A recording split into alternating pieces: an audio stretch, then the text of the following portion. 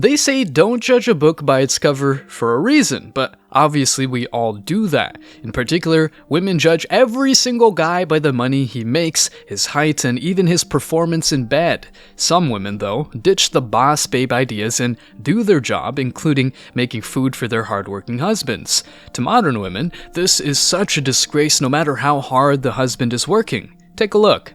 Who would have ever thought packing my husband's lunchbox would be so controversial? I've been getting so many comments talking about how, why can't he pack his own lunch? He's such a baby. Why are you doing this for him? This is so embarrassing for you. No, he deserves a hot lunch. He deserves a good meal. He goes to work every day and works for our family. I pack his lunch because he deserves it, just like our family deserves to be taken care of too. I do this because we're a team. That's fair. Just like the family deserves to be taken care of, the husband, aka the provider and protector of the family, deserves a good meal. Sounds like a good exchange of value, but here's what the comment section has to offer. Making food for her husband, and she loves every damn second of it. But no.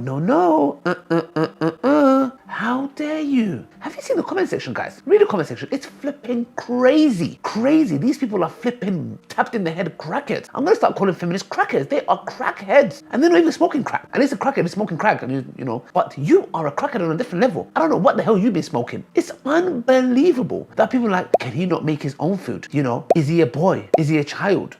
You know, what if you wasn't there? And I'm thinking to myself, what on earth are you on about? There is a woman who's finally happy, content, pleasing her husband and making him whichever food he wants. And he orders, he says, I want this today. Good on him and good on you, dear sister. Simple ideas, right? But modern women, even religious ones, feel ashamed of this woman who loves making food for her husband. Looks like some women prefer arguing over petty stuff instead of making their hardworking husbands' lives easier.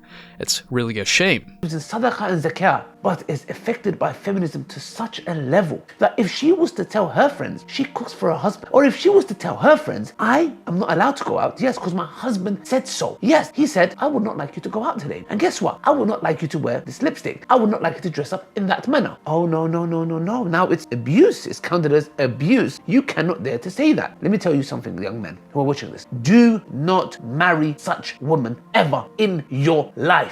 Sadly, many men will still put up with the breadcrumbs and attitudes of a girl, but the bottom line is very easy to understand. You gotta test your woman. Otherwise, you'll get run over and yeah, you'll not be the one running her through. The following insights are fantastic. Put religion aside and just take a look at how easy it is to please a man. She does the basics of the basic, and her husband is pleased with her. She can enter Jannah from any door. And the Prophet ﷺ in another narration said, a woman who dies and her husband is pleased with her, she will enter paradise and enter Jannah. And we know in the Quran in Surah Nisa verse 34, Allah subhanahu wa ta'ala says, and those women who guard their chastity and who are obedient, yes sister feminists, obedient to their husbands. Now, which husband am I talking about? Not the husband that hits you, beats you, talks crap rubbish to you, insults you, hits you, cheats on you, doesn't provide for you, an absolute waste man. No, we're not talking about that kind of a man. We are talking about a good man. A good man. So much so that the Prophet ﷺ said that if I was to tell anyone to prostrate to anybody, if it was allowed, it would be the wife to the husband. Why? Because the duties the man has to do, putting his life at risk, providing, protecting, and all that kind of stuff. We're talking of a good man. The point I'm trying to say is the following, guys. This disease of feminism has crept into every single damn household. I speak to brothers left, right, center. I just ask questions. And wallahi, this has creeped in to the best of women. To the best, it's nobody's free from it. Nobody. One bit or another has affected us. Wallahi, it is so sad that a woman who wants to cook for her husband, and imagine this, he is going and working, like this guy is working. She's saying that my husband works and she's the housewife, she's providing. How could anyone in their mind have a problem with that? Just imagine for a second if